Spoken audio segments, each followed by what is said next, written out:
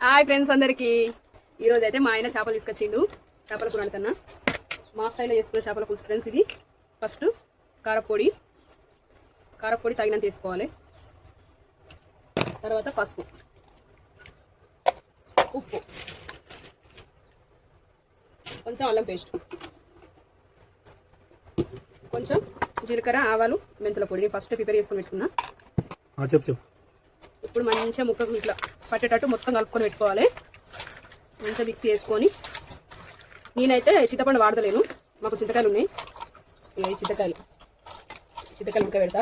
ఇక ఉల్లిగడ్డలు 4 ఉల్లిగడ్డలు ఇవి కలిపి పక్క పెడితే అయిపోతుంది.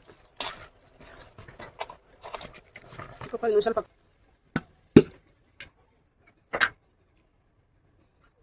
చేపల కూరకి ఎట్లయినా కానీ కొంచెం ఆయిల్ అనేది ఎక్కువనే పడుతుంది, అది అందరికీ తెలిసిందే. అంత బట్టి ఆయిల్ వేసుకుంటాయి. ఇప్పుడు ఆయిల్ అయితే వేడండి. కొన్ని మెంతులు, చేపల కూరలా మెంతులు వేసుకుంటేనే స్మెల్ మంచిగా ఉంటుంది, కూర కూడా టేస్ట్ మంచిగా ఉంటుంది. మెంతులు లేండి చేపల కూర కూడా కష్టం. ఇప్పుడు మంచిగా వేసుకోవాలి. ఇప్పుడు వేసుకొని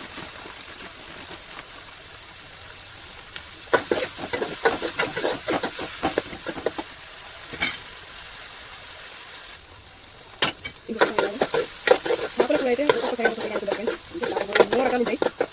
ఇవైతే ఇట్లా వేసుకుంటాం, మంచిగా ఉంటుంది కూడా, టేస్ట్ బాగుంటుంది. టమాటా ఇట్లా ఏం వేయాలి, ఓన్లీ ఉల్లిగడ్డ కాల్చడం కూడా ఏముండదు. ఉల్లిగడ్డ పోసుకొని, ఉల్లిగడ్డ అయితే మాకు పంట వేయండి.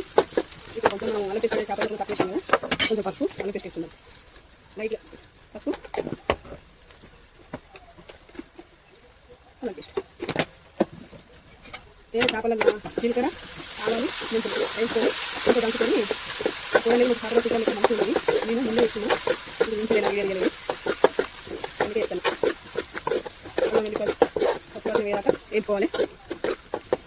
వేగిన తర్వాత కొంచెం కొత్తిమీర ఎందుకంటే స్మెల్ మంచిగా వస్తుంది. ఉల్లిగడ్డ కొద్దిగా చేపల ముక్కలు పడుతుంది కదా, టేస్ట్ మంచిగా ఉంటుంది, వాసన మంచిగా వస్తుంది.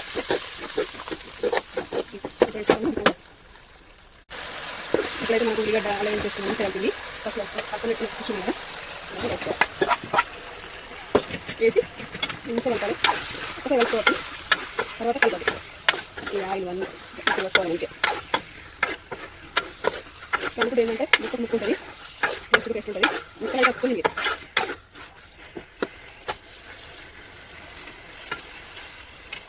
ఇవైతే రౌ చేపలు. ఇప్పుడు మనం గడ్డ పెట్టదు, ఇట్లా బట్టి ఇప్పుడైతే మనం చూడండి. ఇప్పుడు లైట్గా చింతకాయలవి ఇప్పుడు లైట్గా పోసి అడగంట చేపలు పచ్చివాసన వేదాక నింపుకున్నాక లైట్గా కొంచెం చింతకాయ పోసుకొని మంచిగా కలపాలి.